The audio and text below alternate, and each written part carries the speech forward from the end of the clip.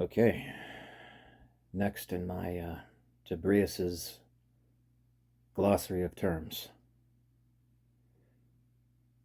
The word is Connumity,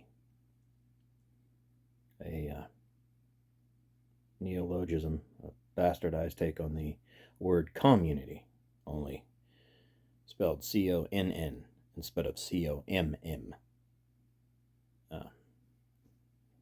So, Connumity. And,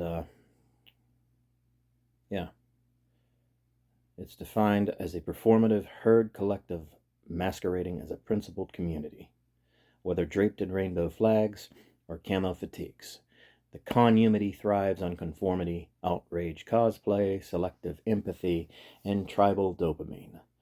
Beneath the slogans, it's a pit of snakes hissing in harmony. Variants across the spectrum, political spectrum, namely the American political spectrum, as that's where I'm from. Number 1, the woke Connumity, left-wing Phony, a virtue signaling or virtue flashing flashmob, where allyship is rented, not earned. Everyone's amplifying voices while secretly plotting who to cancel next for that juicy attention bump. Tagline: silence is violence unless it's from our sponsors. Number 2, the conservo Connumity, right-wing Phony, a red and white and bullshit circle where freedom means saying the same 5 things louder than everyone else. Critical thinking is for commies. You're either one of us or one of them. Tagline: we're free to speak our minds, unless it's drag queens or history books, especially queer history books. Forget about Stonewall or other milestones in that inconvenient area of American history.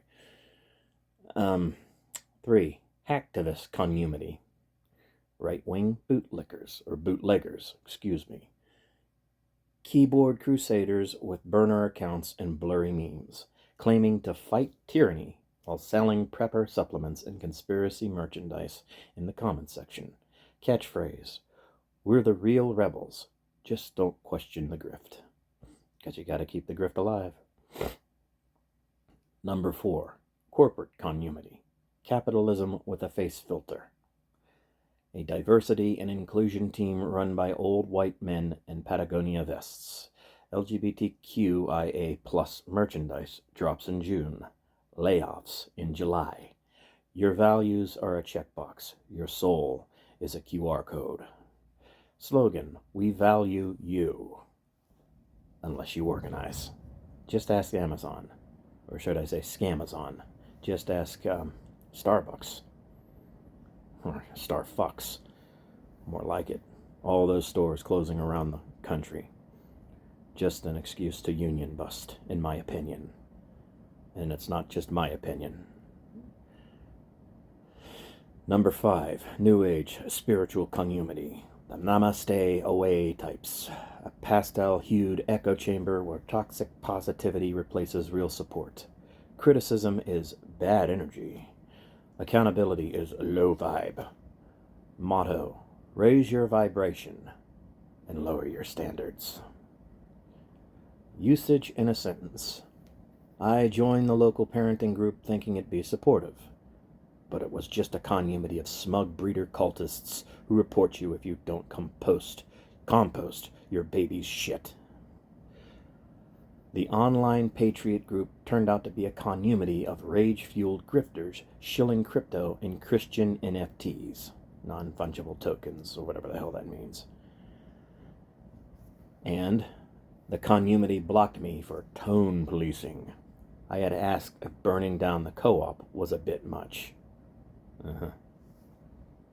Tone policing. Which is, I guess, gaslighting with a fake vag badge. I don't know. Just my assessment. But valid criticism, that's another thing. Tone policing.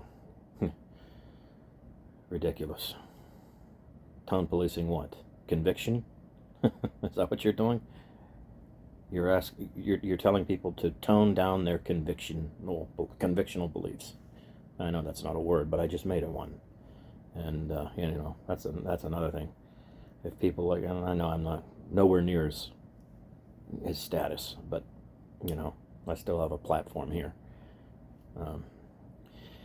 But if Shakespeare can allegedly introduce 16,000 new words into the English dictionary, why the fuck can't I? I mean, seriously.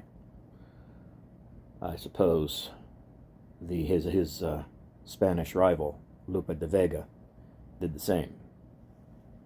But, you know, that's an aspect of it. Thanks to Harry Turtledove's ruled Britannia, I learned about him and did a little research on him. Not as much as I'd like to. I don't speak the language, unfortunately. I'd like to learn someday. But I did a search on Audible for his works. There's only like 3 or 4 that are in English. Most of them are in Spanish. But that would be an interesting project. And ChatGPT or some other more sophisticated large language model like Grok or other LLM platforms could potentially take the text of De Vega's work and translate them into English. Additionally, there's a yeah, I'm going on a bit of a tangent here, so sue me. It's my program. But there's a channel on YouTube, 2 of them in fact, that use the layout and architecture of an old show that used to air on CNN called Crossfire. It's called Fictional Crossfire. I forget what the other one's called, but the one I listen to most, I watch most, is Fictional Crossfire. Yes, it's primarily AI driven. AI cloned voices of famous, notorious characters like Heath Ledger's Joker, for example, and who else? Oh, Dexter Morgan, Anthony Michael Hall, I want to say his name is. They do a debate, a fictional debate between the 2 characters, their backgrounds, their upbringings. I even think there was one with Heath Ledger's Joker and Professor Moriarty from Sherlock Holmes, and they sat in a table and debated. Then there was Optimus Prime, Transformers Optimus Prime, and Harlan Ellison's AM, Allied Master Computer, I think is what it stands for. I haven't read the story yet. It's on my to listen to list. Since that's how I read a majority of my stories anymore, I have them read to me rather than read them myself. 44, or I'm going to be 44 in February. And my eyesight, my patience, my things just aren't the way they used to be. But yeah, all this information, all these creative expressions, you know, we're trying to be shot down by connumal activists. Hacktivists is more like it. HACK, active, connumal hacktivists. Simply because it's AI. AI is theft. Well, it's still legal. And yeah, it should be regulated, absolutely. There should be more safeguards and guardrails in place, metaphorically speaking, and literally to some extent, just to one extent or another. Closed AI loop models, like Matthew McConaughey saying he wants, I think it was Matthew McConaughey who said he wanted all his works, all his information, all his contributions as an artist and a talent to be fed back to him if he ever suffers from, say, Alzheimer's or dementia. It would only be his works that would be fed back to him through a closed AI loop model, which I think is a great idea. I think to some extent, to a great extent, in fact. Elon Musk's work on, and say what you will about Elon, I have issues with the man, but like I said in the previous broadcast, the way he alienates his daughter and disregards her gender identity and her status as a human being that deserves respect. But the man does have talents. Credit where it's due. You know, I mean, Orson Scott Card was a vile homophobic person, but he was also a talented and creative science fiction author, as is J.K. Rowling, transphobic. I have a few words for her, but I won't say them on here. But nevertheless, credit where it's due. She's a job creator.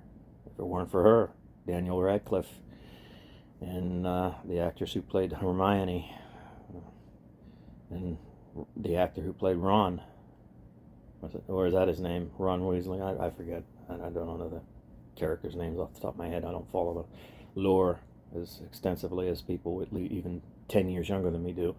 But the point I'm making is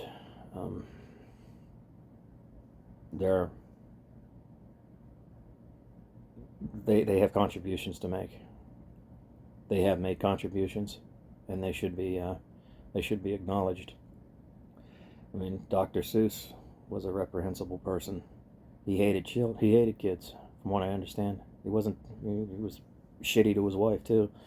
But if it wasn't for him, there would be no Cat in the Hat. If it wasn't for him, there would be no Jim Carrey, more modern 2003 interpretation of The Grinch. If it wasn't for Dr. Seuss, just as if it wasn't for John Lennon, wife beater that he was to his first wife. I'm not so sure about his second one, Yoko Ono, but yeah, he wasn't a good guy either, but he was very talented, and he had contributions to make. So you've got candy-coated dog shit on both sides of the political spectrum, on all sides of the political spectrum, and they should be acknowledged. They should not be canceled. They should not be shunned, ignored. They should be observed, warts and all. And that way, hopefully, having a full understanding of these people and their faults, you can progress further as a better human being. I mean, nobody's perfect, myself included. I'm far from it. So, yeah, that's a big one for me. Connumity. There's being this is going to be a long one. Being gay myself, I see it in Pittsburgh. The communal, as in other words, synonyms for connumity,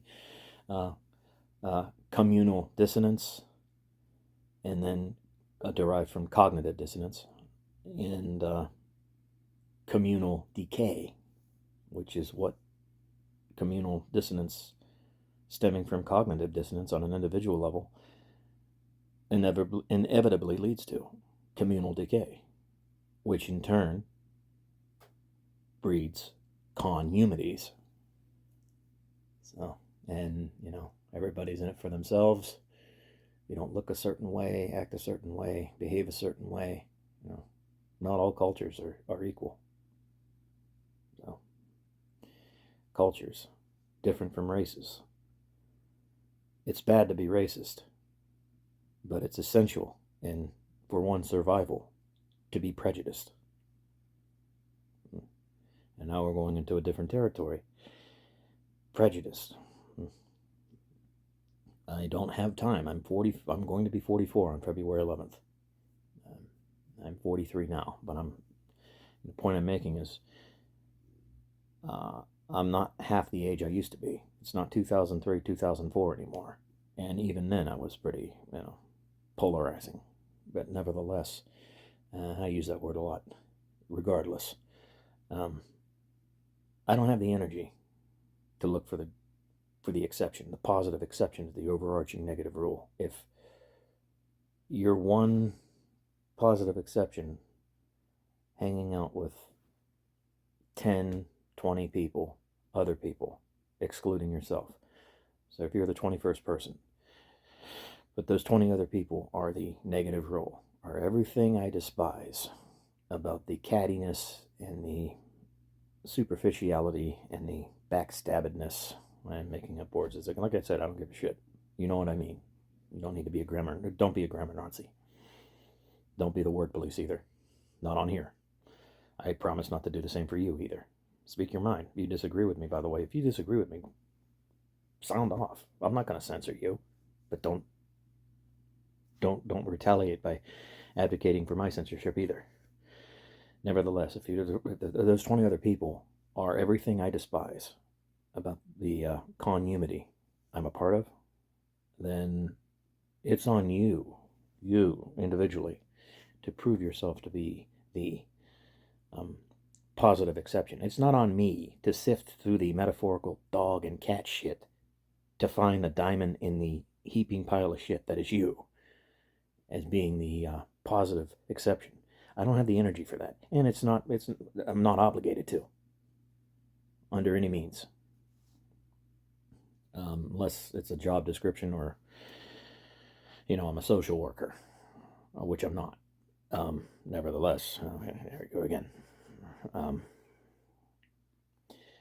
It's not my responsibility. It's your responsibility to prove you are the exception. To prove, and yeah, that's a connumities. There's been no word for it, to my knowledge, to explain a toxic community. So there's my contribution there, and it's a big one. Otherwise, looking at my phone here, I wouldn't be rattling on for about 17 minutes on this topic. But this really does hit home. It should hit home for damn near everyone. But connumities. Then, yeah, I'll put a text-based description of the term following this rant. But that's really all I have to say.